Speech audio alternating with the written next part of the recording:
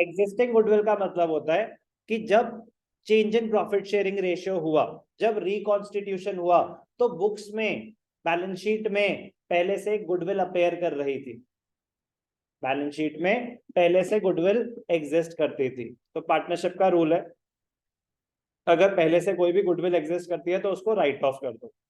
अगर पहले से कोई भी गुडविल एग्जिस्ट करती है बुक्स में at the time of reconstitution, तो reconstitution means change in PSR, admission, retirement और डेथ। तो मतलब हर चैप्टर पे ये रूल अप्लाई होगा। If there is any existing goodwill, it will be written off, it will be written off in the old ratio, it will be written off in the old ratio। ध्यान से सुनेंगे। for writing off, क्या right off कर रहे हैं? Existing goodwill, for writing of existing goodwill. अगर existing goodwill right off कर रहे हो तो क्या होगा?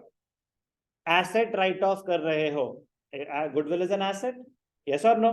Goodwill is an asset, intangible asset but it is an asset. एक एसेट को राइट ऑफ कर रहे हो तो प्रॉफिट है या लॉस है?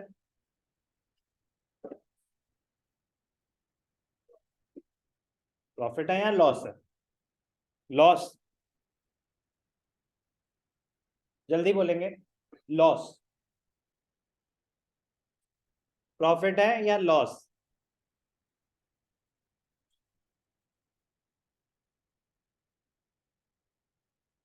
जल्दी जल्दी। फर्म की अकाउंटिंग कर रहे हैं हम। Loss, it is a loss. Write off करने का मतलब ही होता है to treat something as an expense. Write off करो इसे। राइट ऑफ करने का मतलब ही होता है अकाउंटिंग में to treat something as an expense. तो आप उसको अपना नुकसान मान रहे हैं, तो राइट ऑफ कर रहे हैं, एसेट राइट ऑफ कर रहे हैं, तो yes it is a loss. तो एसेट राइट ऑफ कर रहे हैं, एसेट की वैल्यू बढ़ेगी या कम होगी? कम होगी। तो डेबिट होगा या क्रेडिट होगा?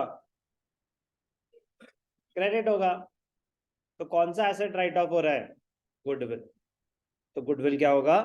क्रेडिट होगा। क्या होगा? गुडविल क्रेडिट होगा। लॉस हुआ, कौन करेगा वो लॉस बेयर? पार्टनर्स। किस रेशियो में? ओल्ड रेशियो में। तो इसकी एंट्री क्या हो गई? Partners capital account to goodwill. Partners capital account to goodwill. किस रेशियो में? Old profit sharing ratio. Old profit sharing ratio. तो वो हमेशा रूल रहेगा, if the capitals are fixed तो करंट, तो करंट। ध्यान से देखना बेटा, बहुत इंपॉर्टेंट है, क्योंकि क्या होता है कि अगर नहीं समझ आएगा ना तो राइटिंग ऑफ में ना सब goodwill account debited to partners capital कर देते हैं बहुत सारे लोग, और जीरो मिलता है। आप एसेट को राइट ऑफ कर रहे हो। आप क्या कर रहे हो? एसेट को राइट ऑफ कर रहे हो। ऑलरेडी एग्जिस्ट करता है बुक्स में एसेट, उसको राइट ऑफ कर रहे हो, तो एसेट क्रेडिट होगा। गुडविल क्रेडिट क्यों हुआ? आपके एसेट्स कम हो रहे हैं। कैपिटल अकाउंट डेबिट क्यों हुआ? लॉस हुआ है, वो लॉस कौन बेयर करेगा? पार्टनर्स बेयर करेंगे, तो उनके कैपिटल को डेबिट कर दो उतने से। बात समझ आई? एग्जिस्टिंग गुडविल की entry. Goodwill existing in the balance sheet, existing goodwill is the purchased goodwill, and following AS 26 it is recognized in the books. But before reconstitution of the firm, to avoid loss to any partner after reconstitution, goodwill existing in the books is written off. मैंने बताया था ना, at the time of reconstitution no partner should be at a loss or at a gain just because of reconstitution. कह रहे हम कर तो रहे हैं ट्रीटमेंट ऑफ गुडविल, तो पुरानी कोई है तो पहले उसको राइट ऑफ करो, पहले उसको राइट ऑफ करो, जीरो से शुरू करते हैं। तो it will be debited to the partners capital account. Entry हो गई पार्टनर्स कैपिटल टू गुडविल, और कैपिटल फिक्स्ड है तो करंट अकाउंट टू गुडविल। कोई भी डाउट? सर हमें कैसे पता चलेगा कि एग्जिस्टिंग गुडविल है? ध्यान से सुनेंगे, बहुत इंपॉर्टेंट पॉइंट है। हमें कैसे पता चलेगा कि एग्जिस्टिंग गुडविल है? अगर तो बैलेंस शीट दे रखी है तो बैलेंस शीट में एसेट साइड पे आ रही होगी। अगर बैलेंस शीट दे रखी है क्वेश्चन में, तो जो बैलेंस शीट दे रखी है अगर उसमें एसेट साइड पे आ रही है तो एग्जिस्टिंग गुडविल है, नहीं दे रखी तो नहीं है।